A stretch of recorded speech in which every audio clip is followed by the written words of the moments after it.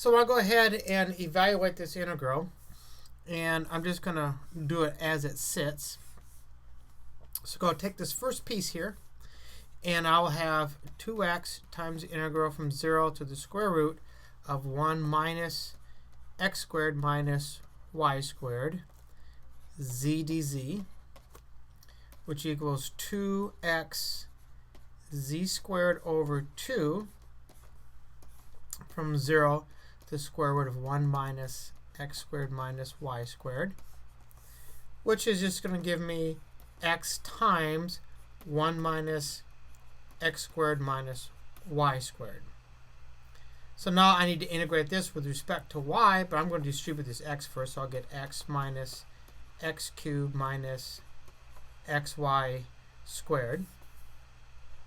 So I'm going to integrate this from 0 to the square root of 1 minus x squared. And keep in mind this is with respect to y. So I will have xy minus x cubed y minus xy cubed over 3 from 0 to the square root of 1 minus x squared. Okay, now when I evaluate this, I will get x times the square root of 1 minus x squared minus x cubed times the square root of 1 minus x squared minus x times, I'm going to write this as 1 minus x squared to the 3/2 over 3, and evaluate 0 at 0.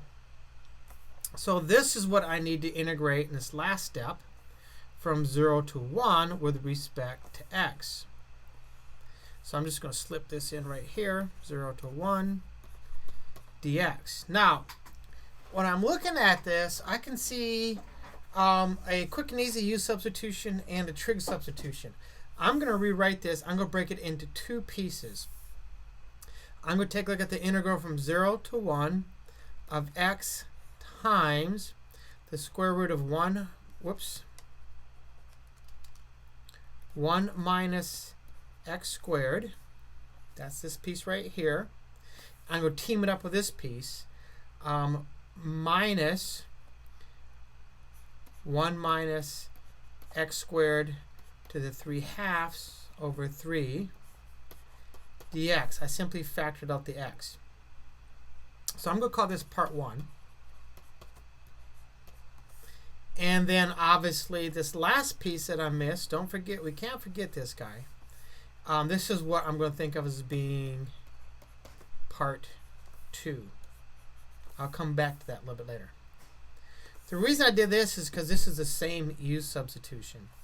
So if I let u equal 1 minus x squared, that implies that a negative du over 2 equals x dx, which is exactly what I have.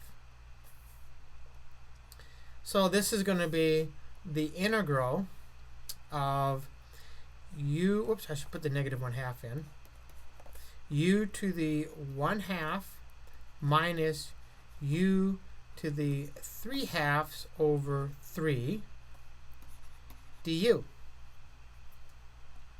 which is equal to a negative 1/2 times, I'll have u to the 3/2 divided by 3/2, which is the same as multiplying by 2/3, minus u to the 5/2 divided by 5/2, which is the same as multiplying by 2/5, but I have a third here, so it's going to be 2/15. And remember we said u is 1 minus x squared, so let's get back to x's so I can actually do the evaluation here from 0 to 1. So this will be negative 1/2 times 2/3 times 1 minus x squared to the 3/2 minus 2/15 times 1 minus x squared to the 5/2. And of course, I'm going from 0 to 1. Okay, at 1, everything is 0.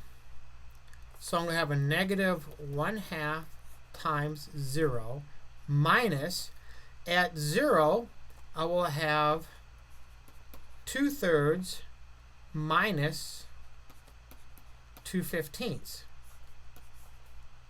which is negative 1/2 times, let's go ahead and do the operation in here first. If I multiply this by 5/5 to give me common denominators, this will give me 10 minus 2/15, which is a negative, double negative, 8/15. Let's write that out a little bit more here. So I'm going to have negative, well, I can do it right here, I guess. Negative 1/2 times 0 minus, this is going to be 8/15. So I'm going to have that double negative right here. So this is going to be 4/15. So this is the contribution for what I called part 1. Now I need to think about integrating this part 2, which is right here. So what I need is the negative of the integral from 0 to 1 of x cubed times the square root of 1 minus x squared dx. Now see, this I can't do a straight u substitution on by. I see a trig thing working out here. If I let x equal sine theta, then dx equals cosine theta d theta. So I'll have a negative integral of sine cubed times the square root of 1 minus sine squared, which is cosine squared. Square root of cosine squared is just cosine. That's cosine theta. Dx, which is cosine theta d theta. So I definitely ran out of room, so I need to go ahead and go to another page. Now from part 1, I'm going to put this 4/15 over here so I don't forget it. And right now I am at this integral. So I'm going to have a negative integral of sine cubed theta times cosine squared theta d theta. And so I'm going to write this as a negative integral of sine squared theta, cosine squared theta, sine theta d theta,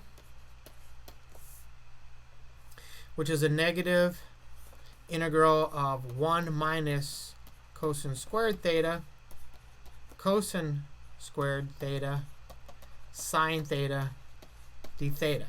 See, now it's set up for a nice u substitution. So if I let u equal cosine theta, then du equals negative sine theta d theta, which is exactly what I have right there. So this is just going to be the integral of 1 minus u squared times u squared du, which is u squared minus u to the 4th du, which is u cubed over 3 minus u to the 5th over 5. But we said u was sine theta, so that actually gives me sine cubed theta over 3 minus sine to the 5th theta over 5. And let's see here, I need to get back to x's. So we said that x was sine theta. So I must have this. That means, oops, just made a mistake. I just spotted it. U was cosine theta. You're probably freaking out over that.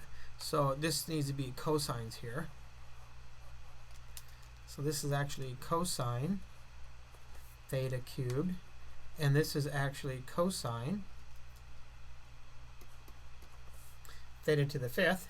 And cosine is just 1 minus x squared.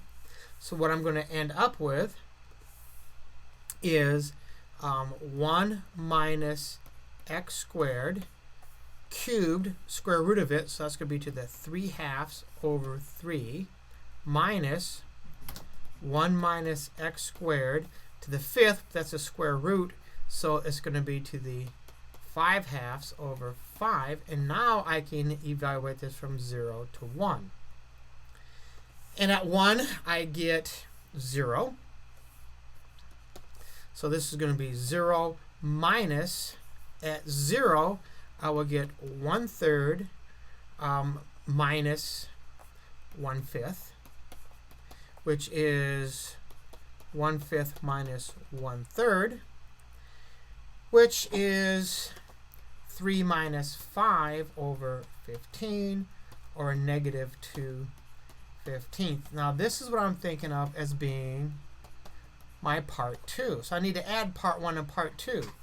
I have 4/15 minus 2/15, which is actually just simply 2/15.